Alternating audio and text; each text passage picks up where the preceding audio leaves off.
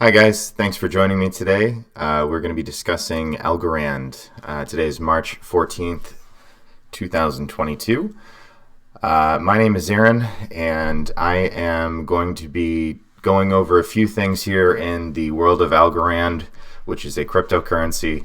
And it is also a very important blockchain technology, and I'm going to go in through the reasonings and reasonings as to why you may want to take a look into this particular project. I do believe it is very important, and I also would like to just put a disclaimer that none of the information in this is financial advice. This is merely my own opinions. And I'm intending to educate you on what this is, what blockchain is, how this technology is important, and a semi-disruptive technology here. With that said, let's get into it. So March 14th here, Monday. So from CoinMarketCap, Algorand is ranked number 29 currently with $4.5 billion US market cap. 6.6 billion of that is circulating out of 10 billion max. There is currently 23,570,000 addresses here and 11,000 engaged developers as far as people working in the ecosystem. What is Algorand? So this is important, and I think this answers a lot of questions as far as what is cryptocurrency in general, but specifically Algorand is a layer 1 blockchain, which means it is essentially the railroad bed that the rail car would drive on top of. It is the undermost layer of the whole thing, so a core component. And essentially it is a distributed ledger technology. That's essentially what all cryptocurrency is. It's a DLT. Algorand is built with 2 layers, of course, and Web3 in general, if you've heard this before, essentially this is really a laissez-faire Renaissance type way of thinking about the internet and what we're doing with our internet. And of course, laissez-faire is letting things take course without interference. This is about decentralization as opposed to centralization, and it is all about consensus-based economics. That is what we believe here Web3 is, looking into the future. It's a revolution. It's a financial industrial revolution, if you will. Now, Algorand uses a language in smart contracts, which are basically just instructions, and they're called transaction executed approval languages, TL5. You may see that.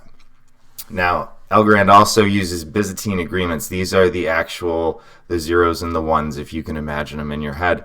It uses verifiable random functions that keep users private and secure while the blockchain selects them to participate. So this is about Silvio Macaulay, the founder's zero knowledge proofs. This is essentially the protocol that this technology uses to reach consensus. And economically speaking, we're talking about financial consensus because this is a transaction layer 1 blockchain technology.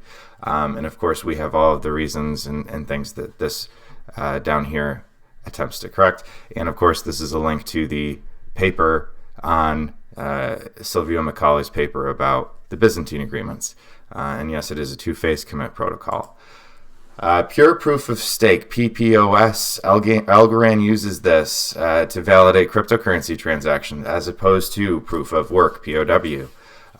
Users can stake coins, which gives them a right to check new blocks of transactions and add them to the blockchain. And this is done with the two-phase commitment system, and it is based around the Byzantine agreements. Now, this is an interesting slide I just decided to put in here for fun because, of course, we're talking about a transaction system. We're talking about, swiping the cards, how processing money has changed. This is really interesting. So ACH, this good old thing that we love to transfer from, accounts to accounts. If it's outside of our bank, obviously internal transfers are more instant. But if we're transferring from, say, a bank to a credit union or vice versa, put the name in there. It could take 3 to 7 business days for them to verify, check, ultimately release it to you to have the funds available. ACH is typically processed 3 times a day, and there is a cost associated with them. And if you're a business owner or have ever used credit cards or been to a place that's possibly a small business, they may reserve a right to charge you 2 to 4% per transaction because it actually costs money to process this. Now, Algorand, on the other hand, is a payment processing protocol. Here, Algorand total transaction time 4.4 seconds, and that's the average user, and sometimes very, very much faster. Algorand's fee has been stable and has not changed, and it is set at 0.001 per transaction. And throughput wise, because what good is this if it can't handle a lot? It's about 1,200 transactions per second right now. There are upgrades that we will discuss here a little bit later and that are talked about that will bring this up to 40,000 transactions per second. And I believe there is even a foreshadowing here of a secret project here that we're going to discuss that brought this up to closer to 1 million. And of course, we can see the link to those before. Why cryptocurrency? Why Algorand? So consensus-based decision-making is really at the top of this. We're discussing with Web3 and all of these blockchains, we're discussing about a financial industrial revolution. Myself personally, I believe that there is also a high degree of self-autonomy and self-determination that you get with this type of a decentralized system where it is peers to peers, and this is simply algorithmic. It's based on math. I think that growing up in this day and age, we can all see the writing on the wall, or at least there are many of us that try to bring this to people's attention. Algorand has been said and is basically defined as permissionless, borderless, decentralized, safe, secure, and scalable. Now, all of this is in stark contrast with reliance, asking for permission, closed borders, very centralized, not very secure. We talk about people get their checking accounts hacked in normal banks all the time. There's FDIC insurance, or is there, quote unquote. And essentially, this is about taking determination, self-autonomy into your own hands. It's about being sovereign. Sovereignty being something that is sovereign, it needs permission from nothing else to exist. It has inherent value. So all of these are really ideas. If somebody's thinking about cryptocurrency, unfortunately there's the stigma now of pump and dump people, and that is unfortunately just not really the beauty of what we're discussing, which is distributed ledger blockchain systems, and how that affects people's financial lives and ultimately their freedom and economic lives. So this is incredibly important stuff. So Algorand, the ecosystem here, what can you do in this ecosystem? So it's a layer 1, which means essentially all these other second layer stuff, these would all be projects that are third-party projects that are attempting to expand its use, because what good is having a rail train if it doesn't go anywhere? So Algorand, since it is layer 1, it does have a decentralized organization, automated organization, a DAO, and that also has decentralized finance. There is a lending and borrowing facility with it. You can have liquidity pools, which essentially are markets, and we have the automated market makers. Now, there's also NFTs. Many people have heard of these before. People associate these mainly with JPEGs and pictures. However, an NFT can be a physical object, which I've listed back down here through blockchain mortgages. Anything can technically be an NFT in theory here. So there's explorations into that. Their Algorand ecosystem is very keen on ecological causes and foundations and charities. They pride themselves on being a carbon negative blockchain, which is super good for the environment. And of course, NFTs, along with copyright of your own personal intellectual property, your own ownership of things, and especially good with artists, gamers, music, art, all kinds of things.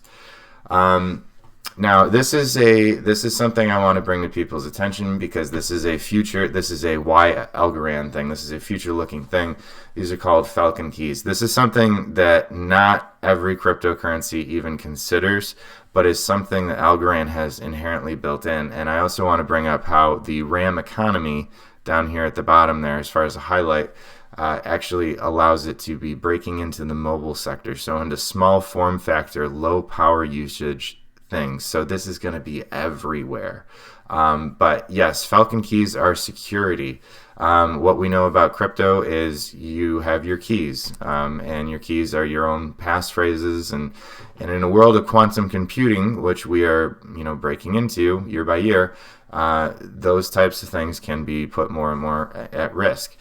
And these are developments called Falcon keys, which work with Algorand, or which Algorand is working with, I should say, to develop that kind of security in that new future world. ISO 20022. The ISO, the International Organization of Standardization, these deal with institutional global wire transfers, and basically it's about setting standards when there's international things that need to be basically worked on or transferred or basically transacted. And so the SWIFT system went back to the standard. They back to the standard in 2018, and we've heard about SWIFT recently in the news. And of course, the Federal Reserve Board will adopt this particular standard in 2023. Now, I'm bringing these up prematurely. I'm bringing these up here because there is a reason we're going to be circling back to Algorand's importance here in the new economy in the future here very soon. Now, Algorand was also recognized by Yahoo Finance as a top 5 crypto compliant currency to watch that is ISO 20022. So very important that it is recognized in that organization. Secondly, carbon negative. This is important because a lot of people, even in stock investing, even governments, they're looking at ESG factors. These are increasingly becoming important. Now, this is important to note about Algorand. Since it is a pure proof of stake, it does not involve mining. The blockchain is sustained by creating a carbon negative network. It takes extremely low power usage to run this network. And actually, Yahoo Finance recognized this in September 21 as the #1 environmentally sustainable. Leaf Score has given this a score of 14 on their score of environmentally sustainable cryptocurrencies. The antithesis of this would be, of course, say something like Bitcoin, which would be the pure proof of work, extremely energy intensive, requires massive amounts of input resources to sustain and maintain and grow, versus this. DeFi strategies. So what are we going to do here? Now, I told you that this is about a new economy, a new financial system type of thinking. Now, what do we do when we get here? Well, we participate in governance. This is basically your share of coins is your share of right to votes, things like that. And these types of things are communal in the sense that they all agree on the direction that decisions are made in the protocol, that it can improve them, fix problems, right wrongs, things like that. You can do yield farming. Since we have a lot of third-party initiatives, people need their projects supported. So a lot of these will go to what we call decentralized exchanges, and they'll look for support, essentially kind of crowdfunding in a way. But yield farming will earn you, the staker, a reward in this system. I like liquidity pool. Liquidity pools myself. Basically, you're an active market participant in the actual framework, the transactions. You're an automated market maker, a constant product automated market maker. You earn rewards that way, basically by literally creating the market, supplying the liquidity, and you receive transaction fees for that risk and versus the reward type of a thing. Lending. This is really awesome. In the ecosystem, there are lending platforms. AlgoFi is one of them. You can essentially stake your layer 1, Algorand, and you can earn layer 1 Algorand returns with very, almost no risk. And you don't have to convert out of Algorand or anything like that. You'll earn a modest return that way. And of course, there's arbitrage, which are people that will identify the opportunities and exchange tokens from exchange to exchange and exploit those price variations. This is an example of a liquidity pool. This is just a couple of things that I particularly focus on. I have a Yieldly platform where I'm basically in a Relio token Yieldly pool, and essentially what you see here is you combine with a pool, you supply both liquidity, you create both sides of the transaction, and you get rewarded in the DEX token, so rewarded in Yieldly. The other one is the stable on AlgoFi, participating, linking that to Algo, earning Algo on that one. That is a little bit lower yield, less risk, less volatility, but two different types of ways to look at that.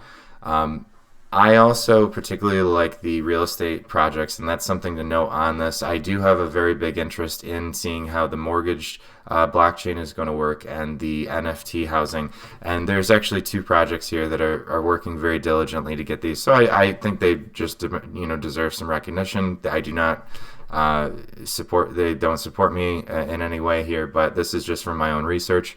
Relio, it's changing the future of real estate here. Access to liquidity, private equity, eliminates barriers to investing and trading. Relio and Valentis digital collaboration funds as of last year, or late last year.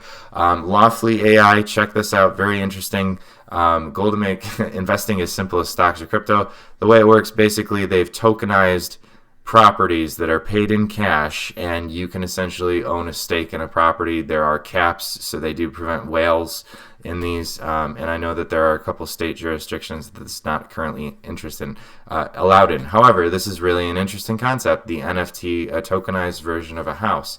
This is quite frankly definitely the way that we're going, very user-friendly, and it's highly liquid. So this is the types of innovation we're going to be seeing here with Algorand, specifically in real estate. This is really to be noted. I think everybody should be aware of this. As far as CBDC'S, central bank digital currencies, there is not an official one yet. However, there is some tantalizing evidence here on some of these. I've provided links here in these to the World Economic Forum, in collaboration with the Algorand Foundation and also the Boston Fed, talking about the Project Hamilton. This is, in my opinion, no coincidence. It's too in your face to not make something of this here, or think about how could these be related, because this is the Boston Federal Reserve System and MIT coming together, testing a 1 million transaction per second throughput Project Hamilton transaction processing software. What could this be? We already know that Algorand could do it, and as far as they could tell, the only as far as I can tell, they are working on upgrades, and it's just a matter of time before that actually could be very mainstream, and quite frankly could be what this is about. So this was my presentation, guys. I hope you found this informative. I did not even talk about price. I'm not talking about price projections at all, but I hope you guys take a look at this, look at some of the projects, look at the team of the projects, and I think that's the best way to really go ahead and do this. So Algorand has a huge potential here in the future with this team that they're getting behind them. Thank you guys so much for listening to me today, and I hope you have a great day.